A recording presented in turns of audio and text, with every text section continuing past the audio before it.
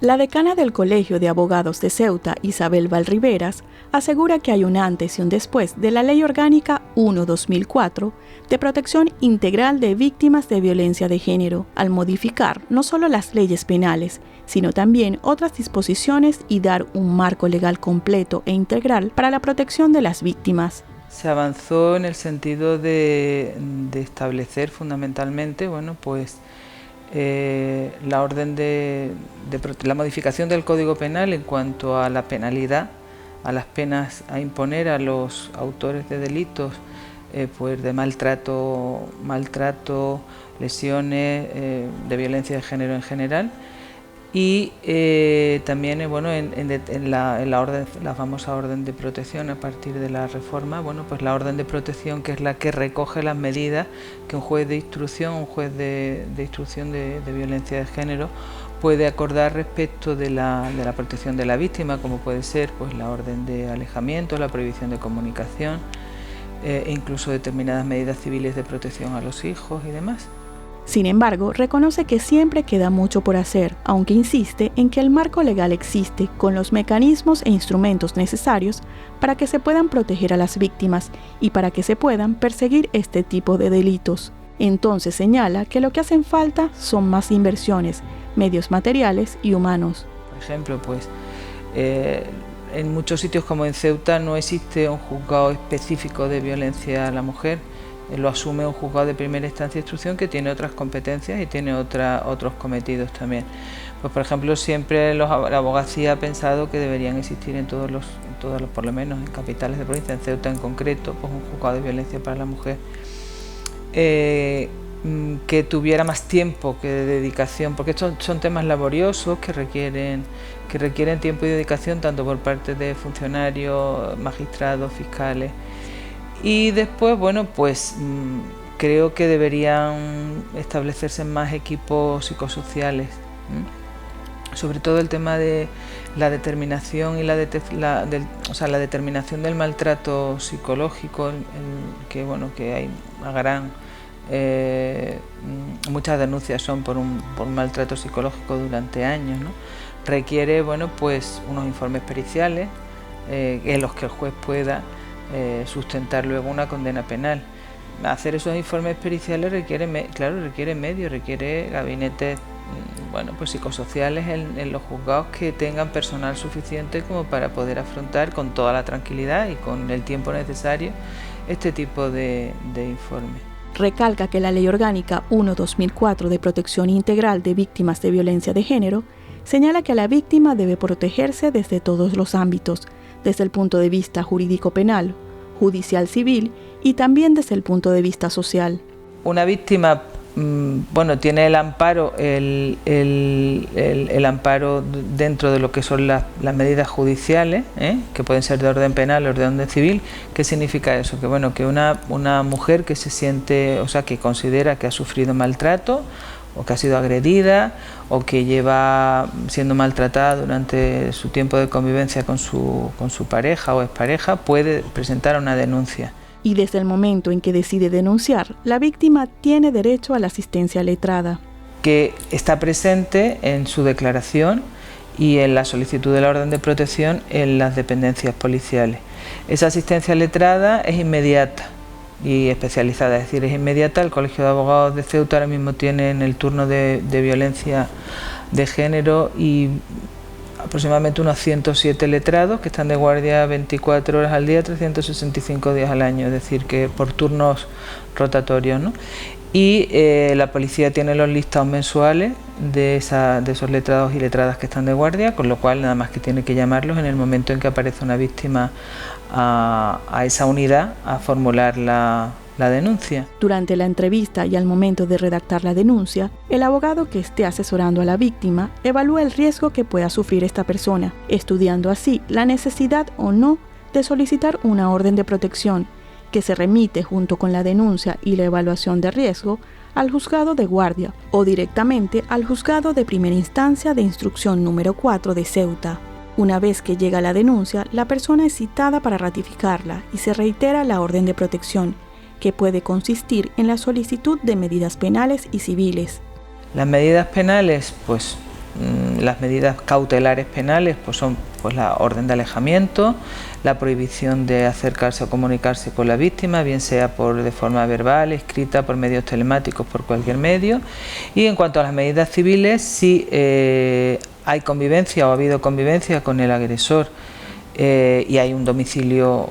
familiar o hay hijos, pues el juez puede acordar determinadas medidas en relación tanto con ella como con los hijos. Val Riveras explica que de una primera fase de la denuncia la víctima puede salir con una orden de protección o no, pues aunque se solicite, es el juez o la jueza el que debe determinar si efectivamente existe o no ese riesgo para que se pueda adoptar esta medida. Asimismo, mientras este procedimiento sigue su curso, haya o no orden de protección, la víctima, si así lo considera, puede iniciar los trámites para un procedimiento de divorcio o de solicitud de guardia y custodia de hijos menores. Desde que se formula la denuncia hasta que se adopta la orden de protección, el tiempo es mínimo. O sea, las primeras medidas se suelen hacer pronto. Por ejemplo, se suele presentar, imagínate, se presenta una denuncia hoy estamos a sábado. Imagínate que la señora ha denunciado porque ha sufrido una paliza, su marido pues le ha pegado delante de los niños y demás. Ella llama a la policía se persona en casa, el agresor se encuentra allí mismo, lo detiene, bueno, pues pasaría al juzgado de guardia el domingo. Es decir, esa persona quedaría detenida, se tomaría declaración a la denunciante, se evaluaría el riesgo, se llamaría al letrado que está de guardia ese día, se evaluaría el riesgo, se haría la entrevista con el letrado con la señora, se formularía la denuncia y al día siguiente la citarían al juzgado de guardia o como mucho al lunes siguiente, al juzgado de primera instancia de instrucción número 4, para ya la tramitación de lo que es la orden, porque el competente siempre es el juzgado de primera instancia de instrucción número 4, que es el que ha asumido en Ceuta las competencias de violencia de género. Es decir, que en un plazo de 48 horas esta señora puede saber perfectamente ya si el juez considera que debe acordarse una orden de protección y se inicia un procedimiento penal. La abogada señala que si por el tipo de denuncia o por los hechos denunciados el juez o la jueza considera que no hay orden de protección, la persona sigue teniendo a su abogado y el procedimiento sigue su curso hasta el día del juicio, que puede tardar más o menos en atención a las pruebas que se vayan a practicar y al tipo de procedimiento a seguir. Si hay lesiones y son unas lesiones determinadas y un informe del médico forense, se suele tramitar como un procedimiento que se llama diligencias urgentes, juicio rápido, que prácticamente en, pues no sé, una denuncia formulada en noviembre puede verse el juicio en enero. Es decir, que en Ceuta concretamente no hay gran demora en cuanto a la tramitación de estos procedimientos. Hay algunos que sí, que se pueden complicar, que ya no se tramitan como diligencias urgentes, sino a lo mejor van como diligencias previas, sobre todo en aquellos tratos en que la denuncia es por maltrato psicológico. Agrega que estos casos son más complicados porque dependen de más pruebas, de más informes periciales, de si la víctima está siendo tratada por un psicólogo o si la tiene que ver el equipo de valoración forense, de manera que el maltrato psicológico es el más difícil de acreditar y el procedimiento tarda más. Otro tema delicado de abordar es que durante estos procesos, algunos más expeditos que otros, la revictimización, aunque se hace todo lo posible, todavía es muy difícil de erradicar. Se intenta que las declaraciones de la víctima se concentren al principio, pero bueno, lógicamente luego llega el momento del juicio y tiene que volver a declarar, y ahí tienes otra revictimización. Se intenta, bueno, pues si la víctima no quiere ver al agresor, se utilizan mamparas separadoras para que no haya un contacto visual, pero bueno, quieras o no, el volver a enfrentarse a cualquier declaración suele ser traumático para todo el mundo, y sobre todo cuando te tienes que enfrentar a un juicio a una persona que a lo mejor ha sido tu compañera de vida durante muchísimos años, ¿no? En cuanto a otras medidas, si existe la orden de protección, pues lógicamente el acompañamiento policial, la asistencia letrada que va a tener la víctima, a la que pueda acudir si tiene cualquier problema, porque además esa asistencia letrada que a la víctima se le adjudica desde el principio es integral, es decir, que ese mismo abogado o abogada va a llevar a la víctima a todos los procedimientos que traigan causa de la violencia. La abogada insiste en que se intenta que la víctima tenga un asesoramiento completo, con un abogado que tiene pleno conocimiento del caso, al no volver a reiterar o contar lo mismo a diferentes letrados. Eso es una de las cosas que lo hizo muy bien la ley integral y que curiosamente nosotros en el Colegio de Abogados, antes de que saliera la ley integral, ya lo teníamos.